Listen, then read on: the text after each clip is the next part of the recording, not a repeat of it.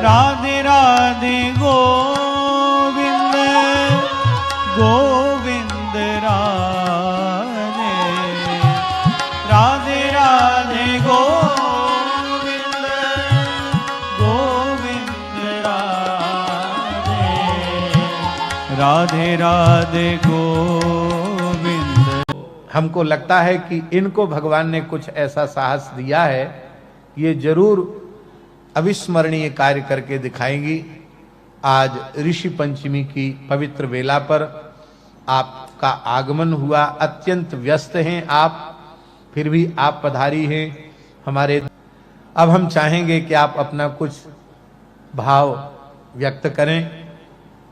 जय जय श्री राधे, श्री गौ माता की जय, श्री यमुना महारानी की जय।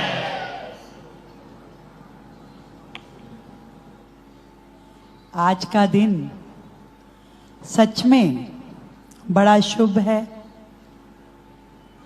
मेरे जीवन में कि मैं आपके समक्ष पूज्य गुरु जी के दर्शन करने के लिए यहाँ आ पाई।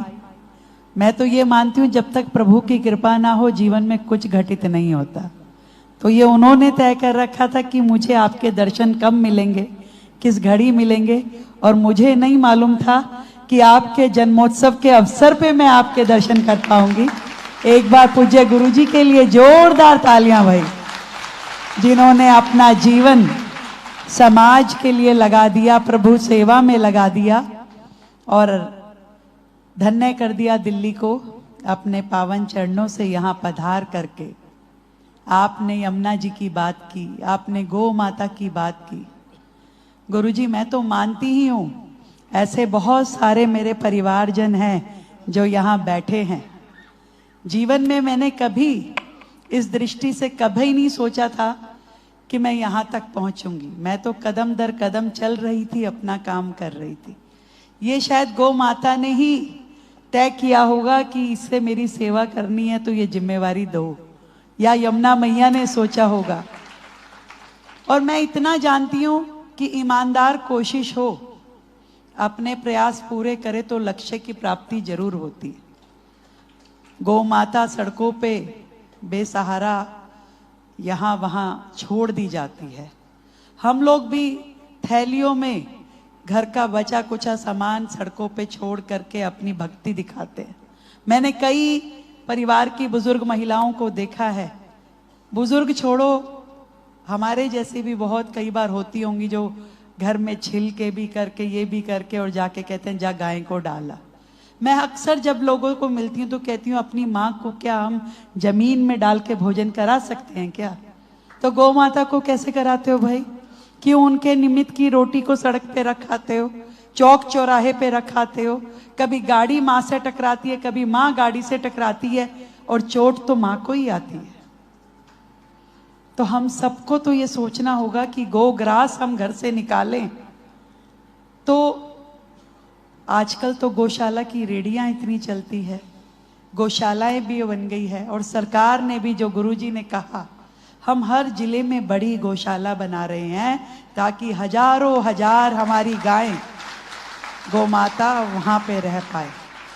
आज भी दिन में मैंने वो मीटिंग ली कि भी वो जगह सारी आइडेंटिफाइड हो गई है तो तुरंत उनके टेंडर निकालिए और वो गौशालाएं बनाने का काम शुरू करें।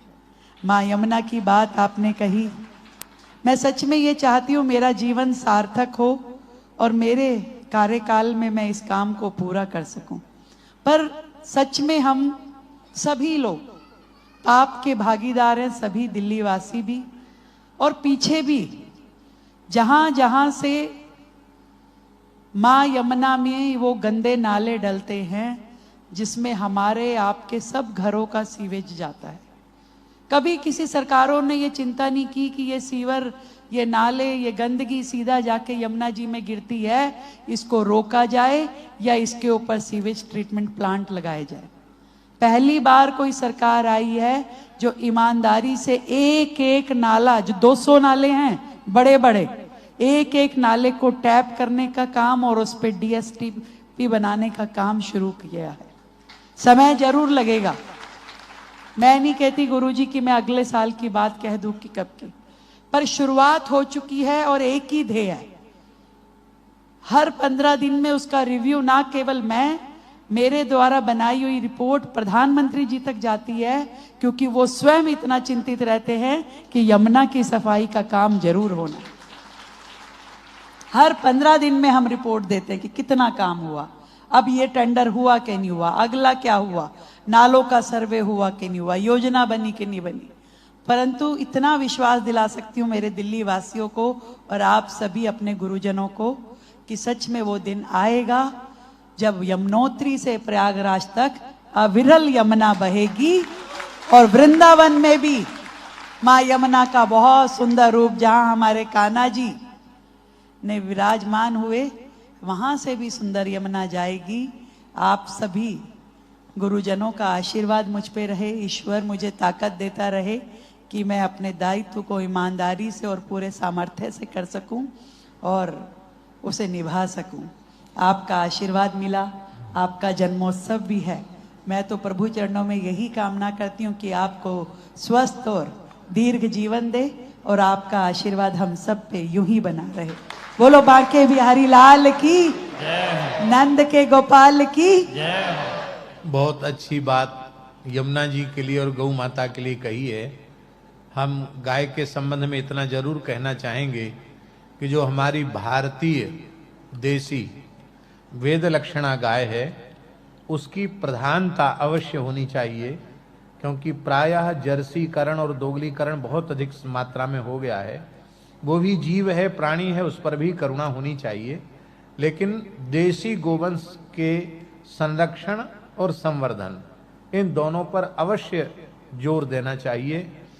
और जो लोग इस प्रकार से गोपालक बनते हैं और अपने गोधन को इस प्रकार से सड़कों पर छोड़ देते हैं, उनको भी समझाया जाना चाहिए और न समझें तो तनिक कठोरता भी उनके ऊपर होनी चाहिए क्योंकि वो निश्चित ही गो अपराध कर रहे हैं, तो अपराधी को तो सजा मिलती कि नहीं मिलती। बहुत प्रसन्नता की बात है। जड़खोर गोधाम में गो नवरात्रि महोत्सव हो रहा है, जहाँ हजारों की संख्या में गोवंश है और बड़ी प्रसन्नता पूर्वक गाय वहाँ निवास कर रही है। लगभग 95% गाय कसाईयों से बचाई हुई गाय है, लेकिन उनको देख करके किसी को ऐसा नहीं लगता ये कसाईयों से मुक्त कराई हुई गाय इतनी स्वस्थ और प्रसन्न है। ये हम नहीं कहते, हम कहेंगे तो लोग कहेंगे कि अपनी प्रशंसा तो सभी करते हैं, लेकिन ये बात नहीं है। वहाँ जिस प्रकार की पद्धति से जितनी सावधानी से सेवा की जा रही है, उसका उदाहरण खोजने से बड़ी कठिनाई से प्राप्त होगा ये बात। तो हम चाहते हैं कि इसमें आप जरूर एक दिन का समय लेके आएं, पधारें, गौशाला का दर्शन करें। नारायण। प्रसाद दे देना लोगों। श्री राम जय राम जय जय राम, श्री राम